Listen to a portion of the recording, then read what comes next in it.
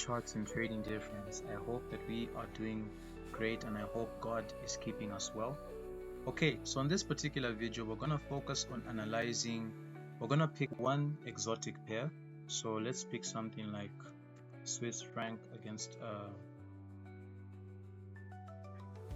Japanese yen, and let's pick UK 100 from the UK stock market.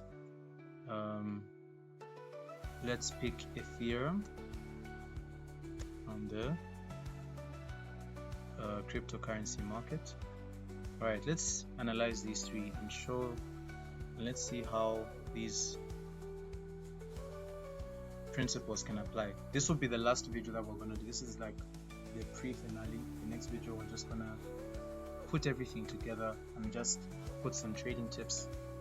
Not trading tips, because we're not providing financial advice, but analysis tips. The key of charts and trading is to analyze financial markets and day trading models. That now positions you to have an understanding of what's happening in the financial market. So I hope that is extremely clear. That is very, very important to us. We're not providing financial advice. We're not even telling you what we do, because whatever you're doing, it should be between you and a licensed financial advisor.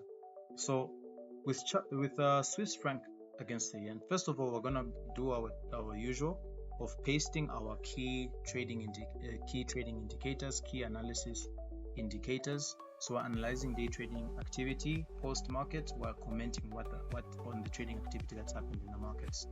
Okay, so we're going to focus on key moments in the markets as usual.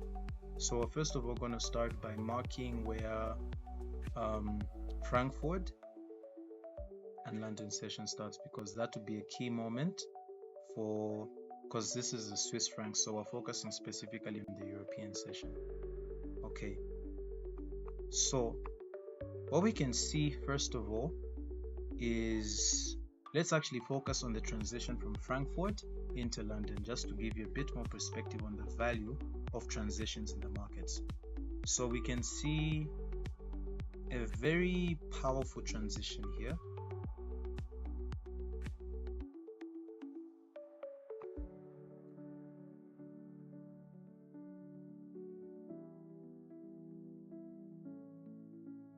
So what we can see here is a liquidity sweep. Actually, let's see the invalidation of price. Let's see the transition into Frankfurt, not from Frankfurt, but into Frankfurt. So liquidity establishes the interest and price. Volume establishes the amount and commitment of trading. Volatility, the price reaction of trading activity. Market structure, the direction evidence of trading activity. And then equilibrium, price establishes the priced interest that determines the continuity of trading activity. So what we can see is that the most recent price liquidity sweep, first of all, happened here,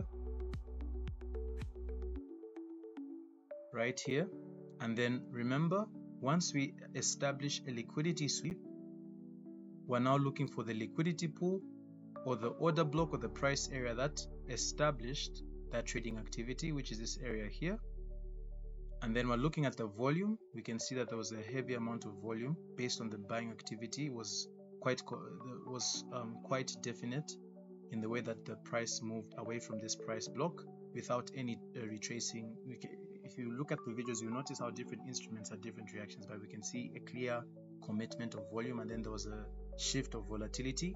And then once Frankfurt started, we can see a return back to this particular order block because this liquidity sweep also established a change in structure, and it was a break of structure that was bullish in nature. So the people who dominated this market at this particular transition were buyers, and buyers established that this price block was their buying price area of interest. And then we can see that once price first of all moved, volatility expanded in a bullish direction, retraced in a bearish direction, and then continued in a bullish direction. And we can see the power, the sheer strength of this move. This has probably been one of the biggest moves that we have analyzed so far in this series, and what a way to have a precursor to the finale. So we can see that move here, and I'm sure So we had this as a 15-point move, a 15 pip move, at least 15 pip move. And then we saw that the market moved by 200 pips. So if we have a 15-point move in a 200 pips, so we had at least, it was obviously more than that, but we had at least a 1 to 10 move on Swiss franc against the yen. This was a big move on this day. We had at least a 1 to 10 risk to reward move, right? Then on the UK Swiss franc,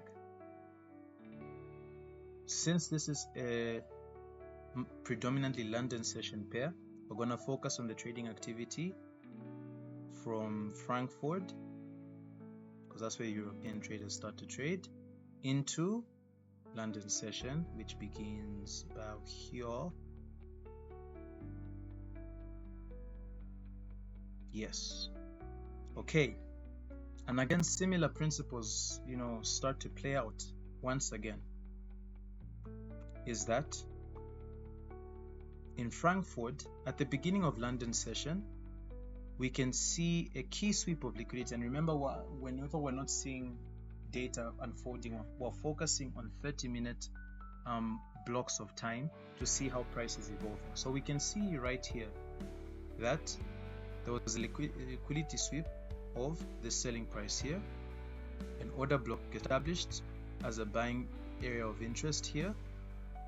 We can see volume causing a volatility expansion in a bullish direction, a retracement, and a continuation. And this move again is a big move, really big move,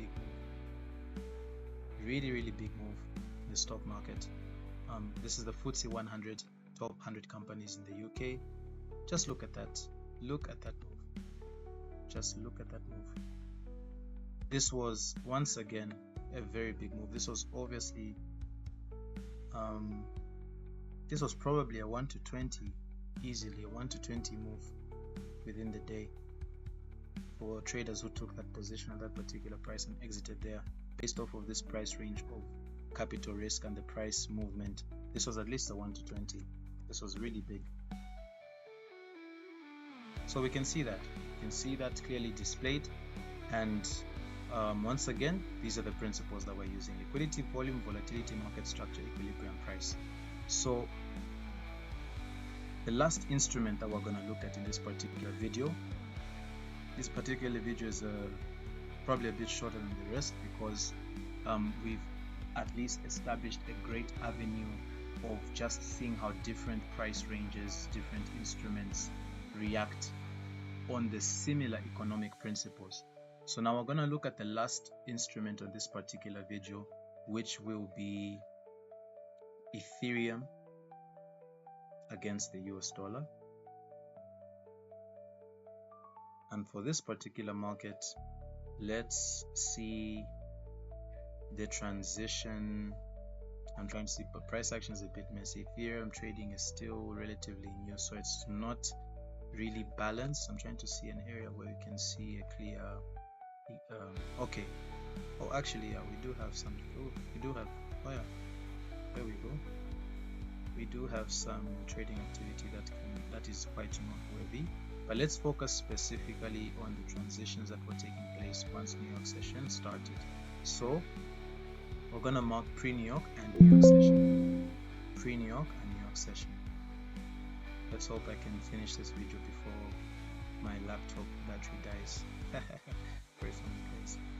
Alright, so we can see once again that once New York session started, we can see the sweep of liquidity here based off of buyers invalidating this selling price here based off of this buying that happens here.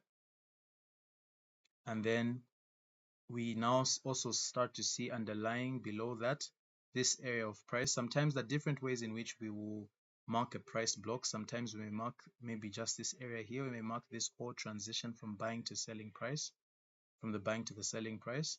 So we're gonna just mark this whole chunk of price here, and we can see the transition that happened here, where we can see liquidity sweep, which established the interest as a buying interest.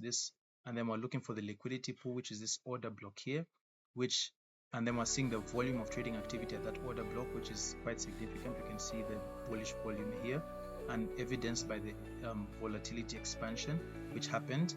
Volatility expansion that caused an expansion in a bullish direction, retracement in a bearish direction, and then a continuation in a bullish direction. Then we see people who were trading that particular crypto instrument also had, the instruments on this particular video have been crazy. The analysis has been quite fun.